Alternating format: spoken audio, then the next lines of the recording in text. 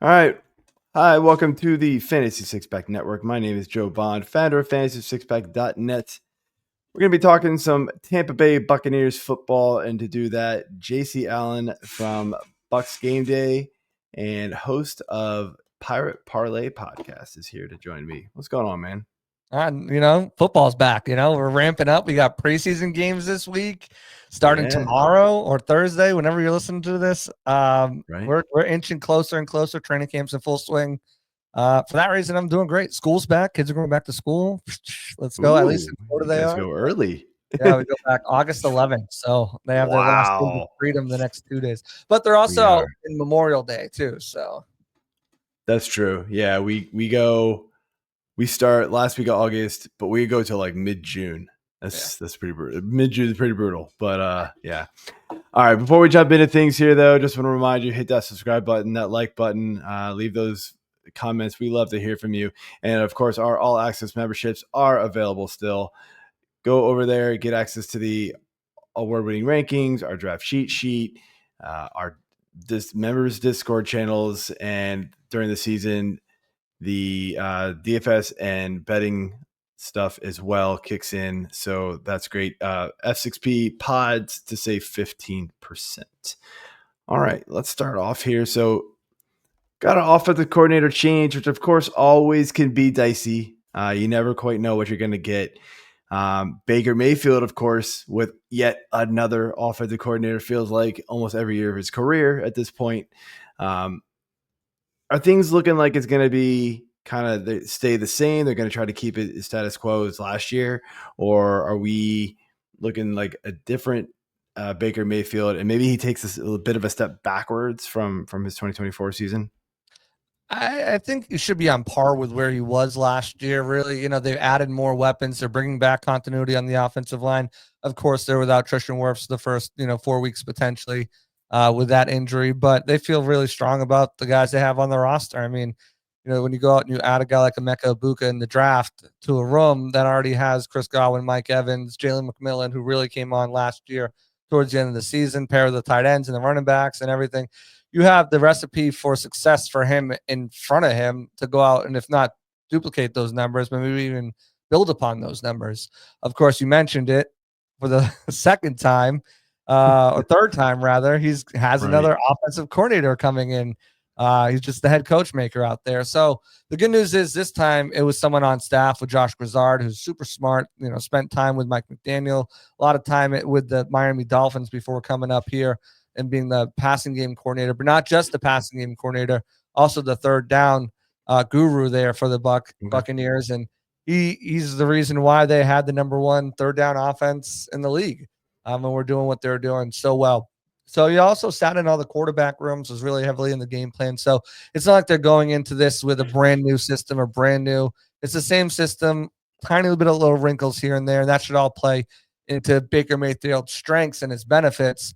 Knowing this team, knowing he knows the limits of every guy, and he knows what he can do and can't do, and that's going to lead to, hopefully for the Buccaneers and from that what they're hoping as well, is success on the field. Yeah, Baker is an interesting choice in fantasy this year because it was a lot of touchdowns last year, and so it's always hard to predict touchdowns in fantasy. So, but he's got the cast to do it, man. It is a great cast, and we'll jump into this, kind of skipping here into the running back room though, because it is an interesting storyline. Bucky Irving really kind of took over, it felt like, near the end for sure last season. Are we expecting Gizzard to deploy Bucky in that fashion to where Rachaad White is kind of an afterthought in times, or is this going to get back to more of like the 50-50 split we saw early season?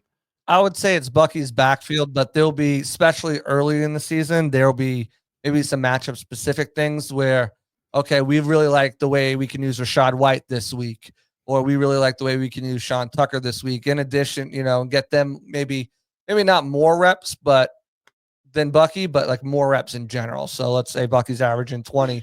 You want to give Rachaad, you give them all more reps in the game, especially to keep him fresh down the line. He's a smaller guy. He proved that he could handle the rigors of last season, but still, one bad hit and you're out and he's gone. So I expect him to be the lead back. I would draft him as such, but I wouldn't be surprised if they maybe limit, some of his usage early on, especially if they're ahead in games, and kind of lean back on Sean Tucker more, lean back on Rashad to maybe close out games if they get, because they have the offense to get up early and be able Sure. to kind of, pull some of the guys and still be competitive on the field, especially in that running back room where they feel like they go 3 deep. Yeah. Sean Tucker is, unfortunately, just not useful for fantasy, but he is so talented in my opinion. He's so awesome. That's rough, but you got to have a pretty deep best ball draft to have that one. I feel like, but let's jump over here to receiver, and it's a deep room, but they've got their problems already. Unfortunately, and Chris Godwin, the news came out that he got the second surgery on the ankle, and so availability to play week 1 is in question already. What are you hearing as far as that? Anything else that we haven't heard, on Twitter already? Yeah, I think that what you're hearing is pretty much what sums it up. I will say the fact that we have not seen Chris Godwin really at practice, unless towards the end of practice for the most part, the fact that he hasn't like started working off to the side with a trainer or anything gives you pause that maybe he won't be able to make it back for week 1. The Buccaneers are saying that he's hitting all of his milestones and is right where he should be. And, if that's the case, then they have expectations that he might be able to play week 1. But then you have to balance too, like okay, let's say he's not ready to go week 1, but maybe he's ready to go week 2 or week 3. Do you place him on, even though you need 3 guys, you need someone those weeks, you have the elevations, but, do you just have him on the roster and be inactive so you don't have to wait the mandated 4 weeks to get him back in week 5? So all that plays into consideration too. And right now, I don't think we'll know until probably 2 weeks from now, really get an idea. If you start jogging on the side of the field with trainers and stuff like that, then we can say, all right, he's working himself back up into football shape, game shape. Maybe he's ready to go week 1, even if he doesn't play in the preseason at all. But I think we're a little bit a ways away from there. As of right now, I would say he goes on the pup. Right. But he will be a tremendous stash and save guy in fantasy once he comes I'm going to have to do it. I got my Scott Fishbowl team drafted him, and then 2 days later came the news, and I'm going, you got to be kidding me. Early draft. It is. Yep. Yes, it is. He's one of those guys where, he's a veteran. And so like you want to say he doesn't need preseason, he doesn't need reps, but like we've seen it time and time again with even some of these, like some of the top notch guys like CeeDee Lamb last year, right? These guys that, of course, different situation, they're holding out or they get injured. They come in and they're just off a beat, or they're not in the greatest shape, and then they get injured again. And so that is just an added risk to Godwin having to deal with this injury early. And yeah. Expect a limited snap count too, especially if he is in week 1, especially with, I believe whatever we seg to next, speaking about these wide receivers with guys ready to go. So, just even if he is ready to go week 1, fantasy owners should really expect or tempered results there. And if you have a better option, definitely go that route. I would think. Yeah, I agree. So with Godwin, at this point, it sounds like we're expecting him to be out at least a game or 2, if not more.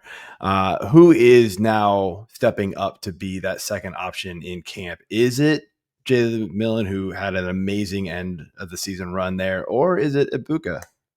It's Ibuka, and I've been saying this since the night his name was turned in on the draft card. Jalen McMillan is a really talented player. I really like his trajectory. I think he can be a really strong number 2 wide receiver in this league. Like a lower tier, high end number 3, low tier number 2 type of guy. But you drafted Ibuka at 19 overall. He's not Tet, he's not Hunter, but he's not really comparable to either of those guys, either the way he plays the game. He's if you ever go back in like the 20, I forget what year it was, the 2017, whatever redraft or whatever, Chris Godwin is always in like the top 10, top 15, no matter what. And they got him in the 3rd round. And that's the type of player you're getting with Ibuka, is Chris Godwin type player. He's going to be a low end number 1B type, high 2 end A wide receiver throughout his whole career. And that's going to start day one. Baker's been saying it for the last 3 weeks now that he can just plug and play. You can start him anywhere. He knows the whole system. You listen to anybody, they're just, gassing him up because it's you don't really have anything bad to say because everything's been so good professionally as a rookie on the field, character as a person. You had a bad day today at practice, had 2 drops, but like that's news with a rookie wide receiver. We're not too far away from the days where like you're waiting until year 3 for rookies to break out, Right. we're like rookies take some time, year 2, year 3 is when they start to really figure it out. They're coming in ready to go. And Ibuka, I think, is an example of that. And he's going to have big numbers. McMillan will get his run, especially for how far Godwin is out. And he might be a sneaky kind of play with like some good matchups and stuff like that. But when Godwin returns, I still expect Ibuka to be number 3 on the field there. And that's their 1-2-3 punch with McMillan and Sterling Shepard and whoever makes it, maybe Tez Johnson, whoever makes it, to round out that wide receiver room, contributing, in whatever ways they can. All right. Yeah, he's definitely been climbing up forward. Got a feed too. Yeah, it's a busy, crowded team, but I mean, thankfully Bucky, they've got Rashad, a good offense, and Devin a good Culp, offense. Not fantasy really value, but Devin Culp. If something happens to K-Dot, and Devin Culp is a name to watch on the waiver wire. All right. Because that kind of gets to our next question here. So I always like to finish off here asking each of the reporters that we have in here, who's an under the radar guy that you've seen in camp, heard about in camp, that could emerge as a bigger contributor than we expect, and somebody maybe that fantasy managers would be drafting, but maybe somebody we should keep an eye on. Yeah, Devin Culp, like I said, you're not going to draft him by any means. People are barely drafting K-Dot out here, which is a crime. Right. But if something happens to K-Dot and he's just consistent, K-Dot gets you 7 points. I always say if I get 7 points from my tight end and the rest of my guys do something, like I should be good that week. Right. I don't need much from me, man. I don't need blowout weeks. Just be consistent, and that's K-Dot for you in fantasy. But if something happens to him, Devin Culp is really impressed. He's a 7th-round draft pick out of Washington from last year, the fastest tight end in the draft. And, he's just been a mismatch. And when they go into 12 personnel and you're matching up safeties and linebackers and trying to get – and they're moving him around all over the place because he can line up all over, he becomes a player who gets lost with his speed and is either picked up by a safety or a line. And it's just – it's something that they can take advantage of. I expect them to take advantage of it in multiple looks, but if something goes down with Cade, I think you play a big role. Sean Tucker is a good stash and save if you're in a deep league. If you're talking 14 teams, or you've got one of these wackos with like 8 players on your bench or whatever, so there's nothing in the waiver wire, and they won't trade you anything because they think their guy is going to go off in week 16 of the 17-week season. But this feels personal. It just happens like that, right? No, I need more than that. You got to give up something. You want him. I need more than that. You know how it goes with these trades. Yes, but, Sean Tucker is a guy to hold on to. I think Jalen McMillan, obviously, don't draft him where you might have last year. But I think, he's a guy who's certainly going to contribute there as well. So, I think the Bucs defense could be a good grab. Their defense looks really good. And then Chase McLaughlin is always slept on. I play with Tampa people, so I never get him. But like when I play with other people, I'm like picking up in like the last round or the second to last round. And I know most people pick up their kickers late, but it's like, he's a good kicker, consistent. He's going to get you deep points, get you short points. Yeah. Go with him too. He's a good guy to have. If you play for a good offense, your kicker usually does pretty well. You just, you had to try to avoid like the Kansas City year where all they did was score touchdowns and then you were screwed. It was like, well, okay, I got 3 points out of my kicker, So, I agree with all of that. I love everything you just said. I'm really interested to see Ibuka play. I'm hoping they put him out there on preseason. I really want to see what he does. We got joint practices coming up with the Titans, so that's going to be fun to watch and see how he goes up against those guys. And it's so hard to project how much target share, like how many targets he'll get if and when Godwin and Evans are both healthy. It's so tough to predict that, and so for that reason, I've actually stayed away. But I have a bad feeling I'm going to regret it. It's just one of those like, oh, I think he shooting up boards. Wide receiver 3 numbers aren't out of the realm for him. Yeah, he's Like, I shooting up really don't. boards. Like, people are expecting big things from him, and he just keeps continuing to climb. And it's like at some point, it's got to stop, right? He can be a But I factor in don't the know. red zone too. Yeah, He's going to be a receptions guy, especially if Godwin's out for 4 weeks. I mean, right. that value you're going to get from him is going to be Chris Godwin value. He's going to get like 7 to 8, 10, 12 receptions a game. He's going to pick up like 60, 70 yards, probably a touchdown. Like that's what you're going to get. Like, and that's money. Yeah, no. All right, man. Well, thank you for coming on and dropping the knowledge for us here about the Bucs. Before we close out, though, I'll give you a chance to plug what you got going on this season. Yeah, I see JC on NFL. That's my X handle, Twitter handle, if you're still calling that, whatever. Check out all my stuff there. We're a one-stop shop for anything Bucs, anything going on with the Buccaneers. You can keep tabs on. If you're a football fan, want to know about what's going on with all the teams in the league, and Buccaneers is one of them right there. If you want to read more about it, over at Sports Illustrated Bucs Game Day, you can find all my written content over there. And I got a podcast over on the Sick Podcast Network. They're doing big things. It's called Pirate Parlay on YouTube, any of your podcast streaming services. And yeah, we're getting ready to go into the season, lining up my away games, getting ready for preseason this Saturday. Sounds good, man. Looking forward to seeing it. And thank you, everybody, for tuning in. Check out the rest of the videos on the playlist, which should pop up somewhere around here at the end. I don't know. See y'all later. Peace.